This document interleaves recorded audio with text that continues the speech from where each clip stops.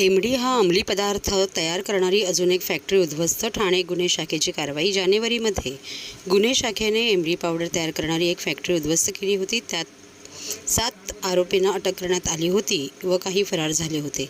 त्या अनुषंगाने तपास करत असताना आरोपी विजय पाल व बिंदू यांचा शोध घेत असता या आरोपींनी उत्तर प्रदेश येथे एमडी पावडर तयार करणारा कारखाना सुरू केल्याची माहिती पोलिसांना मिळाली. त्यानंतर पोलीस उपायुक्त शिवराज पाटील, सहाय्यक पोलीस आयुक्त निलेश सोनावणे यांच्या मार्गदर्शनाखाली गुन्हे शाखा 1चे वरिष्ठ पोलीस निरीक्षक दिलीप पाटील, सहाय्यक पोलीस निरीक्षक रुपाली पोळ व त्यांच्या पथकाने जौनपूर व आजमगड उत्तर प्रदेश येथे जाऊन बनारस उत्तर प्रदेश STFचे अपर पोलीस अधीक्षक विनोद सिंग, पोलीस निरीक्षक अनिल कुमार सिंग व त्यांच्या सहकार्यांच्या मदतीने आरोपी संदीप तिवारी वाराणसी, ललित उर्फ सोनू राकेश चंद्र पाठक वाराणसी, अनिल शिव आसरे जयस्वाल नाला सोपारा, निलेश श्रीधर पांडे उत्तर प्रदेश, विजय रामप्रसाद पाल वाराणसी, बिंदू उर्फ जिलाजीत जोखई पटेल वाराणसी यांना अटक करण्यात आली आहे व त्यांच्या आजमगड येथील कारखान्यातून 25 ग्रॅम एमडी पावडर तसेच केमिकल मिक्स करून 20 किलोपर्यंत एमडी हा अंमली पदार्थ तयार होत असलेले मिश्रण, आरोपी वापरत असलेली क्रेटा कार, इतर साहित्य असे 20,18,49,716 रुपयांचा मुद्देमाल हस्तगत करण्यात आला. ठिकाणी ठाणा पोलीस आयुक्तालयामध्ये या अगोदर कासारवडवली पोलीस स्टेशनमध्ये 186/24 गुन्हा दाखल होता जानेवारी 2024 मध्ये. त्याच्यामध्येही जवळजवळ 27 करोडचं आपण एमडी पकडलं होतं आणि त्याच्या अनुषंगानं काही तपास चालू होता. त्याच्यामध्ये टेक्निकल ॲनालिसिस करून याच्यामध्ये API पोळ मॅडम आणि PI दिलीप पाटील यांनी त्याच्यामध्ये माहिती घेऊन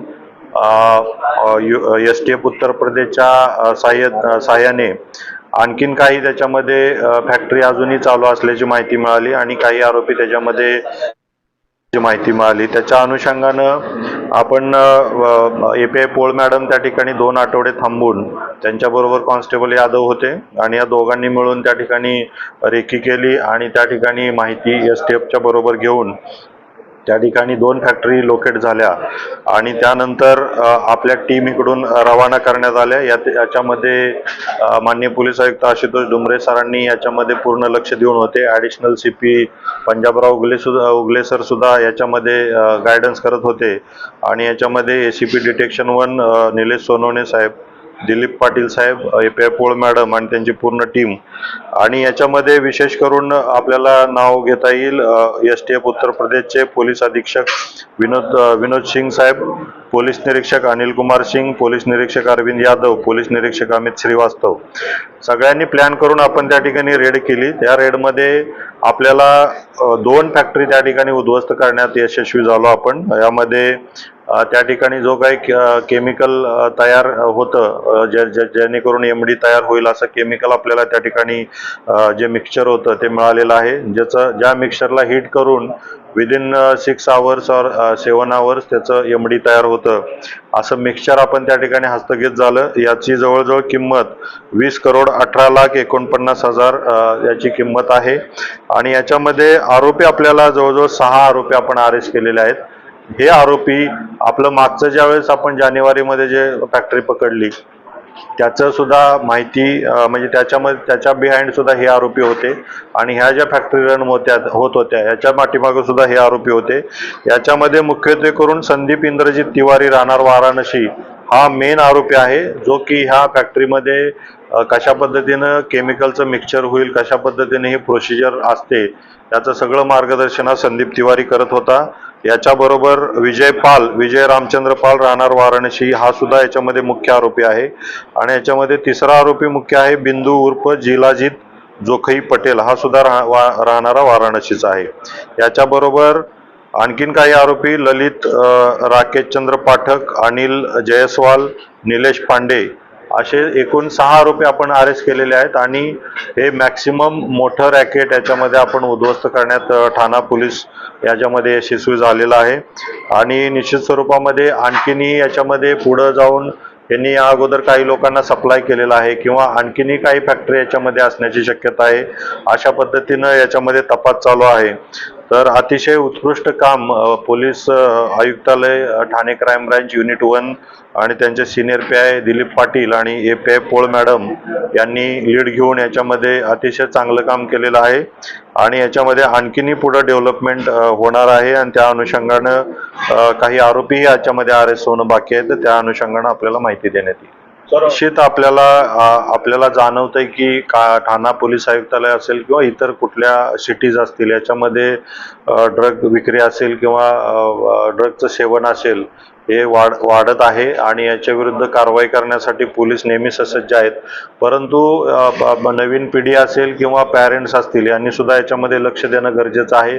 विशेष करून स्कूल्स आहेत, कॉलेजेस आहेत, यांनी सुद्धा याच्यामध्ये लक्ष देणं गरजेचं आहे की आपल्या इन्स्टिट्यूशनच्या आसपास अशा प्रकारचा कुठला प्रकार चालतोय नाही चालतोय याच्यावरती लक्ष या इन्स्टिट्यूशननी ठेवून तशी काय माहिती असेल तर ते पोलिसांना शेअर करायला पाहिजे. पॅरेंट्सनी आपली मुलं जी आहेत ही कुठं जात आहेत, कुठल्या पार्टीजला जात आहेत, काय करतायत, कुठल्या पदार्थाचे सेवन करतायत याच्यावरती लक्ष ठेवायला पाहिजे. आणि तरुण पिढीनेही हे व्यसन आहे याच्यामध्ये पूर्ण करिअर खराब होतं, पूर्ण लाईफ खराब होते, पूर्ण फॅमिली खराब होते. तर याच्याऐवजी आपण चांगला काहीतरी मार्ग पत्करणं गरजेचं आहे, ना की ही नशा केल्यानंतर त्या फिजिकली सुद्धा मेडिकली सुद्धा काही प्रॉब्लेम क्रिएट होतात. तर ह्या अवॉइड करणं हे नवीन पिढीनं आपण आव्हान म्हणून स्वीकारायला पाहिजे.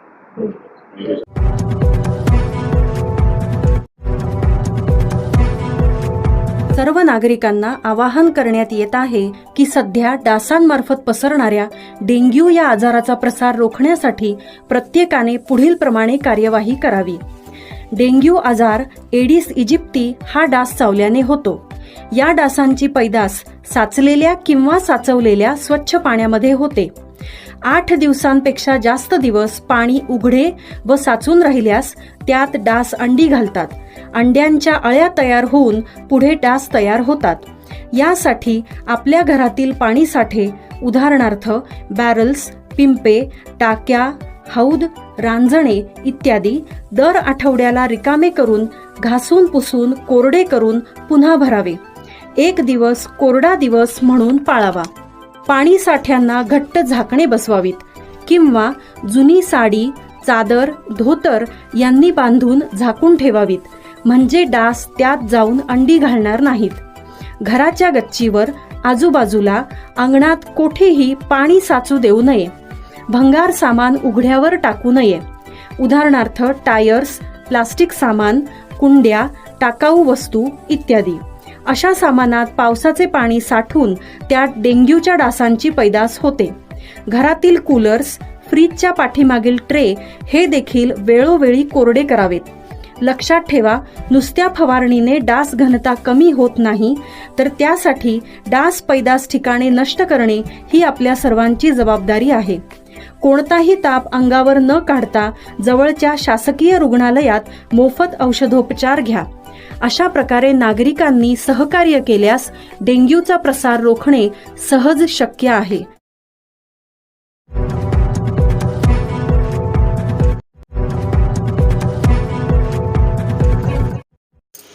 विदर्भ वैभव मंदिर मुंबई व विदर्भ समाज संघ ठाणे यांच्या संयुक्त विद्यमाने वैदर्भीय बांधवांची स्नेहसंमेलन व स्नेहभोजनाचा काल रविवार दिनांक 28 एप्रिल 2024 रोजी कार्यक्रम संपन्न झाला. नवी मुंबई ठाणे परिसरातील विदर्भ बांधव मोठ्या संख्येने उपस्थित होते. या कार्यक्रमाला परमपूज्य आचार्य स्वामी श्री जितेंद्रनाथ महाराज, श्रीनाथ पीठाधीश्वर श्री देवनाथ मठ श्री क्षेत्र अंजनगाव सुरजी, नाशिकचे संत फलहरी महाराज यांची उपस्थिती महत्त्वाची होती.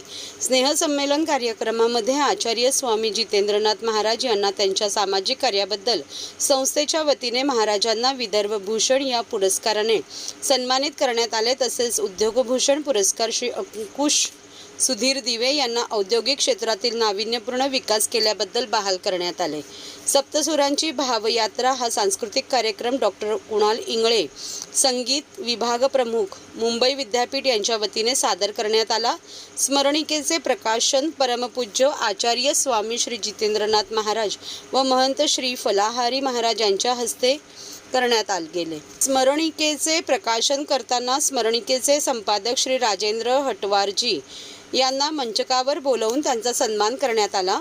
संस्थेच्या UPSC MPSC या उपक्रमाचे उद्घाटन मान्यवरांच्या हस्ते करण्यात आले। या कार्यक्रमाला आमदार माश्री प्रताप सरनाईक, उद्योजक डॉक्टर सुरेश हावरे, हास्य अभिनेते श्री भारत गणेशपुरे यांनी कार्यक्रमाची शोभा वाढवली। तसेच विविध क्षेत्रातील मान्यवर या कार्यक्रमाला उपस्थित होते। तसेच विविध क्षेत्रातील गुणवंतांचा सत्कार व मानचिन्ह देऊन त्यांना गौरवण्यात आले। हा कार्यक्रम सफल करण्यात खालील मंडळींनी सिंहाचा वाटा उचलला।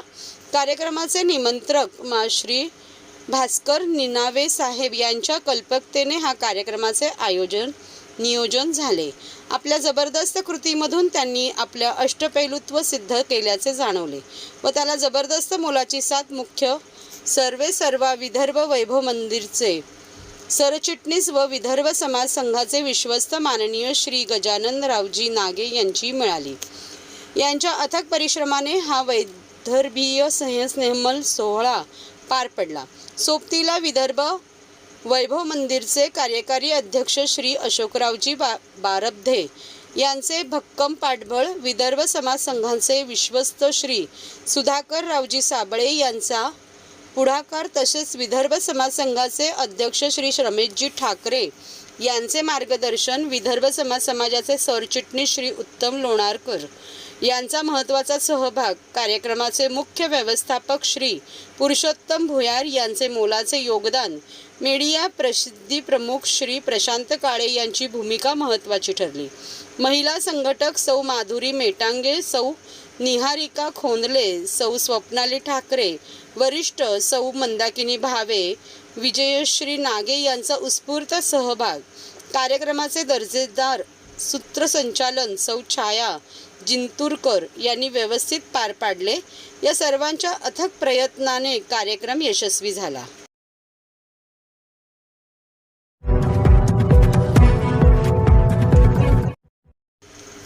मतदान टक्का वाढवण्यासाठी विद्यार्थ्यांची रस्त्यावर जनजागृती। लोकसभेच्या निवडणुकांमध्ये मतदानाची टक्केवारी वाढावी यासाठी ठाण्यातील श्री मावळी मंडळ स्कूलच्या शेकडो विद्यार्थ्यांनी आणि शिक्षकांनी प्रोफेसर डॉक्टर नरेंद्र पाठक, ठाणे शहर वाहतूक उपायुक्त विनयकुमार राठोड, वाहतूक पोलीस निरीक्षक रामचंद्र मोते यांच्या मार्गदर्शनाखाली मतदान जागृती अभियानात भाग घेतला। सोमवारी सायंकाळी घेण्यात आलेल्या या कार्यक्रमात शालेय विद्यार्थी व शिक्षकांनी मतदान जागृतीचे तसेच मतदान संदेशाच्या घोषवाक्याचे फलक हाती घेऊन नागरिकांचे लक्ष वेधून घेतले। ठाण्यातील 3 हात नाका येथे सोमवारी सायंकाळी पार पडलेल्या या कार्यक्रमाला ठाणे वाहतूक विभागाचे सहकार्य लाभले। संस्थेचे अध्यक्ष सुधाकर मोरे, शाळेचे CEO professor doctor Narendra Pathak यांनी मतदान जागृती अभियानात सहभागी झालेल्या विद्यार्थी आणि शिक्षकांचे कौतुक केले। लोकशाहीने नागरिकांना दिलेला मतदानाचा अधिकार लोकशाहीचा आधारस्तंभ आहे। त्यामुळे प्रत्येक नागरिकांनी निवडणुकीत मतदान करणे हे त्यांचे कर्तव्य आहे। त्यासाठी आमच्या विद्यार्थ्यांनी हे मतदान जागृती अभियान राबवले आहे, असे शाळेच्या मुख्याध्यापिका सौ उत्कर्षा हवालदार यांनी सांगितले। यावेळी येथून मार्गस्थ होत असताना सिने दिग्दर्शक विजू माने यांनीही या उपक्रमाची स्तुती करून मतदानाचा हक्क बजावण्याचा संदेश दिला। दरम्यान मतदान जागृती, मतदान हक्क असे विषय आता शालेय अभ्यासक्रमात समावेश करावेत अशी अपेक्षा शिक्षक व पालकांनी व्यक्त केली। लोकशाहीच्या उत्सवात सर्वांनी भाग घ्यावे आणि मतदान सर्वांनी करावे। एक मिनिट थांब, थोडा खालती हा बोल। मतदान हा एक लोकशाहीचा उत्सव आहे। भरपूर लोक दुसऱ्या राज्यातून महाराष्ट्र राज्यात येतात आणि परत त्यांच्या राज्यात जात नाही मतदान करायला। अशा लोकांना समजावण्यासाठी आमच्या शाळेने ही रॅली काढली आहे। हा खूप नेक विचार आहे। याच्याने आपल्या भारताची प्रगती होईल अशी याची मला नक्की आश्वासन आहे। आणि शेवटी मी सगळ्यांना अशी विनंती करीन की या लोकशाहीच्या उत्सवात सगळ्यांनी भाग घ्यावा। सध्या आपल्या लोकसभेच्या निवडणुका चालू आहेत। त्याच्यामध्ये 2 चरण लोकसभेच्या निवडणुकीचे झाले। या चरणामध्ये मतदानाची टक्केवारी कमी आहे। त्या अनुषंगाने आमचे वाहतूक विभागाचे पोलीस आयुक्त श्री विनायक राठोड साहेब यांच्या मार्गदर्शनाखाली माऊली मंडळ हायस्कूलचे शिक्षक आणि विद्यार्थी यांनी आज 3 हातनाका या ठिकाणी मतदार बंधू भगिनींना मतदानाची जनजागृती म्हणजे जास्तीत जास्त मतदान करावे येणाऱ्या लोकसभेच्या निवडणुकीत यासाठी जनजागृती केलेली आहे.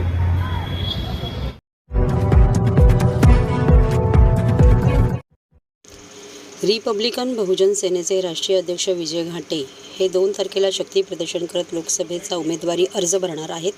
याबद्दल बोलताना त्यांनी मतदान करणे हे सगळ्यांचे कर्तव्य आहे, त्यामुळे सगळ्यांनी उतरून मोठ्या प्रमाणात मतदान करावे. तसेच सध्याच राजकारण हे हुकुमशाहीकडे जाणार आहे, तर लोकशाही वाचवायची असेल तर योग्य त्या उमेदवाराला निवडून द्या असे त्यांनी आवाहन केले आहे. ते अर्ज दाखल करते लोकशाहीमध्ये प्रत्येकाला अधिकार आहे. कारण लोकशाही वाचवायची असेल तर प्रत्येकानं पुढे येऊन इलेक्शनच्या याच्यामध्ये उतरलं पाहिजे आणि लोकशाहीसाठी हा विषय असतो. कारण 5 वर्षामधून एक वेळेस लोकसभेचं इलेक्शन येतो आणि त्या 1 वेळेसमध्ये प्रत्येकानं आपापली जबाबदारी स्वीकारून जो प्रतिनिधी इलेक्शनमध्ये उतरतो त्याला सपोर्ट करणं हे गरजेचं असतं. आज तुम्ही पाहताय देशामध्ये अराजकता माजल्यासारखी दिसून येते. कारण एका बाजूला हुकुमशहासारखं चालणारे लोक आहेत, एका बाजूला लोकशाही वाचवण्यासाठी काही प्रयत्न करतात आणि काही नाटकं करतात. म्हणजे 3 क्वालिटीचे लोक ह्या भारताच्या राजनीतीमध्ये उतरलेले आहेत आणि 3 क्वालिटीच्या लोकांमध्ये एक असा समूह आहे की ते खरोखरच लोकशाही वाचवण्याचा प्रयत्न करतो, भारताचं संविधान वाचवायचा प्रयत्न करतो, पण तो समूह हा कुठंतरी कमजोर आहे, त्याला कमकुवत केला जातो. म्हणून लोकशाही खतऱ्यामध्ये आलेली आहे. प्रत्येक भारतीयाला जो अधिकार मिळालेला आहे मतदानाचा, तो अधिकार व्यवस्थित आपल्या भारताचा नागरिक आणि जो आमचा नेता किंवा आमचा खासदार म्हणून आमचे प्रश्न सोडवण्यासाठी दिल्लीमध्ये जावं, त्याने पाठवण्यासाठी त्यानं लोकांनी आपला नेता आपल्या मताच्या अधिकाराच्या जोरावर तो निवडून आणला पाहिजे. तरच भारताची लोकशाही खरी, नाही तर हुकुमशहाच्या दिशेनं देश चाललेला आहे. देशाला वाचवायची गरज आहे. बाबासाहेब आंबेडकरांनी खूप कष्ट करून भारतीयांना मतदानाचा अधिकार मिळवून दिलेला आहे आणि भारतीय कन्वर्टमध्ये हिंदू राष्ट्राकडे चालले जर गेले तर भारत हे नाव अस्तित्वात राहणार नाही. आम्ही मूळ भारतीय आहोत आणि मूळ भारतीयाची जबाबदारी पडते की बाबासाहेब आंबेडकरांनी दिलेले अधिकार, जो उमेदवार निवडून येईल तो आमच्यासाठी काम करेल आणि तो खरा उमेदवार आपण निवडायची वेळ आलेली आहे. म्हणून मी स्वतः रिपब्लिकन बहुजन सेनेच्या माध्यमातून स्वतः फॉर्म भरत आहे. मी सगळ्या ठाणे 25 लोकसभेच्या मतदारांना विनंती करतो की तुम्ही आपला उमेदवार देश वाचवण्यासाठी निवडा. आणि माझी कुठं तुम्हाला अशी थोडी बी जनक वाटत असेल की खरोखर मी देशप्रेमी आहे तर मला तुम्ही मदत करावी अशीच अपेक्षा व्यक्त करतो. जय हिंद, जय महाराष्ट्र.